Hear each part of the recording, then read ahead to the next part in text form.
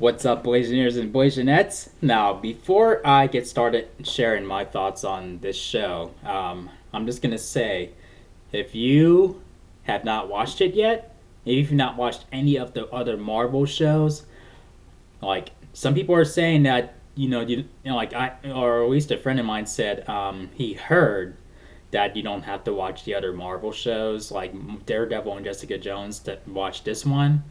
Well, that is total bullshit. Now, I would tell you if you have not seen Luke Cage yet, if you've not seen any of the other shows yet, like Daredevil and Jessica Jones, I'd say I'm telling you, I strongly suggest that you watch Daredevil season 1, Jessica Jones season 1, and Daredevil season 2, and then jump right to this show. Now, I'm telling you, that's, like, you can thank me later. That's what you need to do. Now, okay, my thoughts on the show. It sucked. I hated it. So watch it anyway.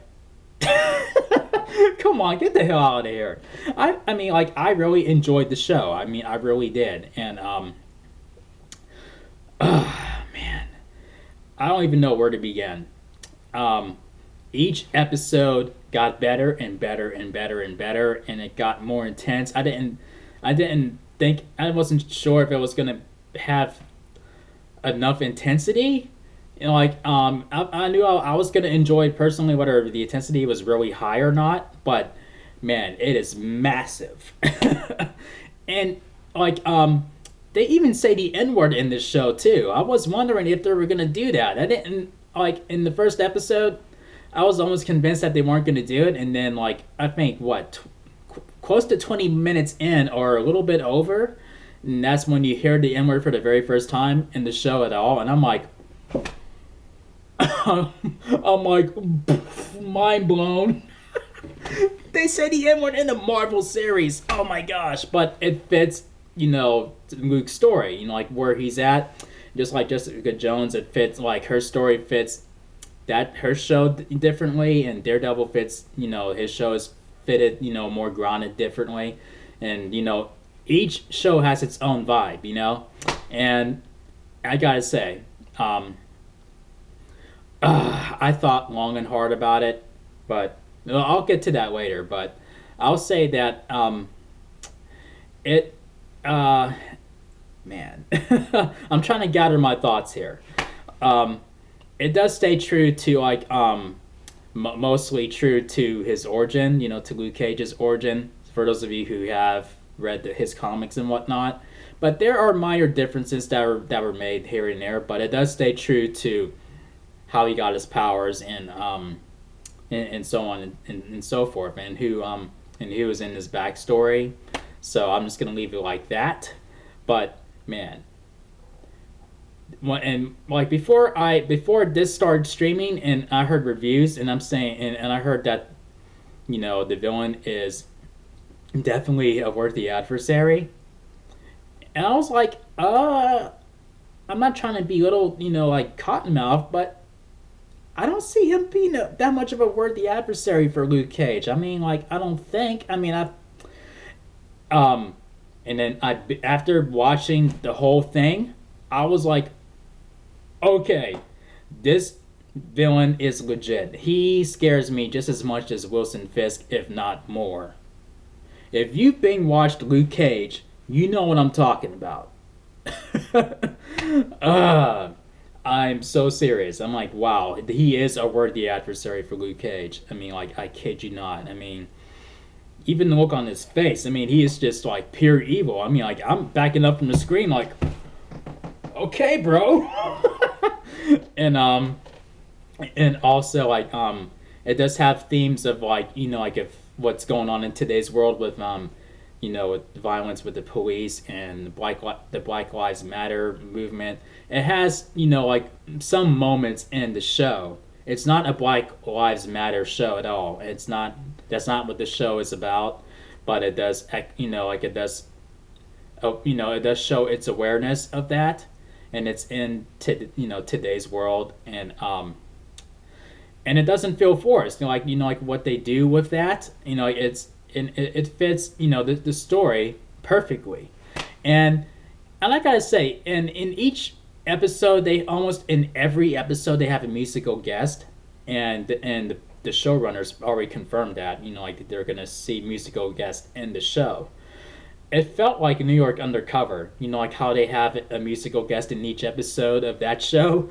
I mean, this has a little bit of this. I feel that same vibe with this one too, and I have nostalgic feels like when I hear like songs from like back in the day, like like from like old school songs and old school rap, and even the intro was very nostalgic, and it's very very genuine and very original too. I mean, it has that '70s kind of feel to it, and it has the superhero like feel to it as well. Like it's like they mix it into a blender, and it is fantastic.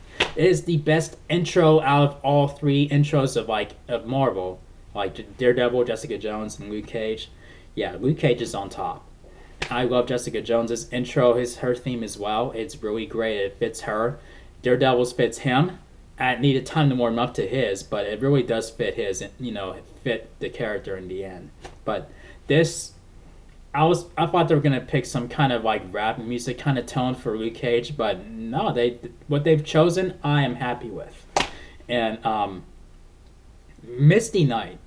Let me just say that she's a badass. I mean, like my introduction to her is when I saw her action figure, and I'm like, she looks like a badass. Okay, like I didn't know if she was ever gonna make her way into Marvel's universe, but she does, and she's badass. It's almost ridiculously attractive how badass she is. and I gotta say that this I can see people who are not into superheroes gravitating towards this show, like without all being said of what's going on in today's world, and where they need something to lean on and just something that really give them some hope, like that, and they would say that this, we really need a bulletproof, like black man in this, in our community, and man, and also like when I had this hoodie on, and I'm like, and like I'm thinking to myself, what, I'm gonna leave this on for this review. I mean, it's pretty fitting, it's pretty fitting, and that's how much I love this show. And yeah, so this show gets, before I give it its rating, I thought long and hard do I think this is the best Marvel series by far out of Daredevil and Jessica Jones and this.